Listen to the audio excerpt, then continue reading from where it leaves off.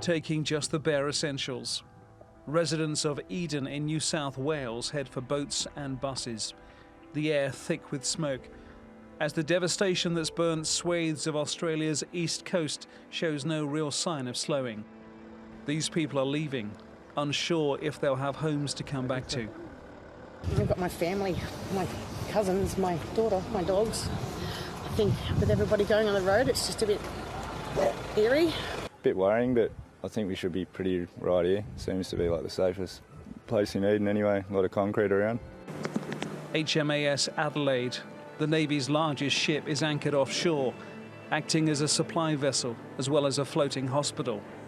Further south, police have evacuated those awaiting rescue from the town of Malakuta on the coast to the east of Melbourne, flying out over 700 people, while naval ships evacuated more than 1,100 over the weekend. There's also concern for Australia's wildlife, which is dying in huge numbers. At Kangaroo Island off the South Australian coast, people are bringing in injured koalas and kangaroos to an animal sanctuary. This little fellow, he's too far gone. Yeah, he's too far gone. Every day they're getting pain relief, all of these guys are. We're also treating them for severe burns on a few of them, minor burns on others. The beleaguered Prime Minister, widely criticised for a perceived lack of action and for being on holiday as the country burned, has announced an extra $1.39 billion towards rebuilding over the next 2 years. This is not just in those areas that are experiencing fires now. They are in those areas that have already experienced fires, particularly up in Queensland and northern New South Wales.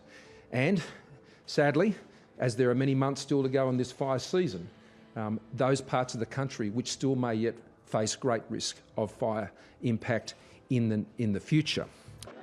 This is something Australia knows it can't fight alone.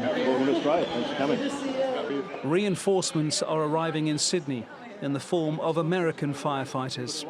Australia has come to our aid many times, and now we are happy that our folks have stepped up very eagerly to assist with this crisis. Bushfires are common in Australia, but this rolling crisis that has devastated massive areas is happening early in the summer months. Australia knows it's likely to get worse before it gets better. Francis Collings, TRT World. Well, let's get more on this now from Australian economist Steve Keen in Amsterdam. He's also an Honorary Research Fellow at University College London. Welcome back to the program, Steve. Now, obviously, in a story like this, the human toll is the most important aspect of any disaster. But some people are already trying to estimate the economic impact. Now, the SGS Economics and Planning estimates that the bushfires have already cost up to $2 billion worth of damage and impact to the economy. Does a figure like that surprise you? Only because it's too low. I think this is the entire practice of the Australian government here is to be completely to underestimate the crisis itself when it began, and I think they're underestimating the impact as it rolls on further forward. Because I mean, even if you look at the number of houses that have been destroyed, we're already into the scale of 3,000 or 4,000 homes that have gone. As you know, there's another 2 months at least of extreme weather conditions to come. In New South Wales alone, there's 140 fires still burning. All it takes is one more extremely dry day for those fires to escalate once more. Rebuilding the homes alone could cost more than that.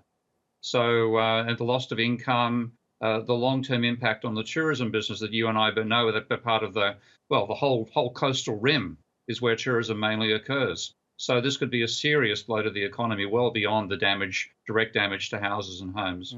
We also know that the Australian Prime Minister, Scott Morrison, has come under a lot of fire on a number of fronts, to use that phrase. But obviously we had the misstep of him being on holiday while these fires raged. He's also being blamed for a lack of inaction on the climate crisis, which many people attribute to, I guess, the ferocity of the fires we're seeing now.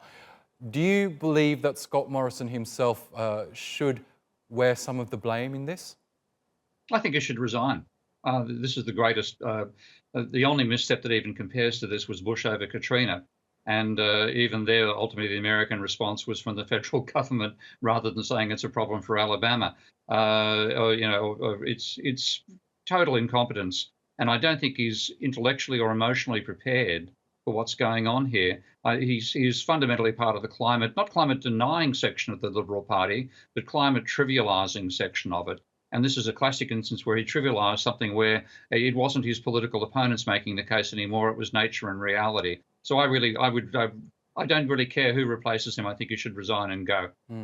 We also know that Australia, compared to other industrialised nations around the world, has been quite slow in its moves to move away from brown coal energy. Do you think this bushfire season might perhaps change that? Will it catalyse some sort of a push towards cleaner energy?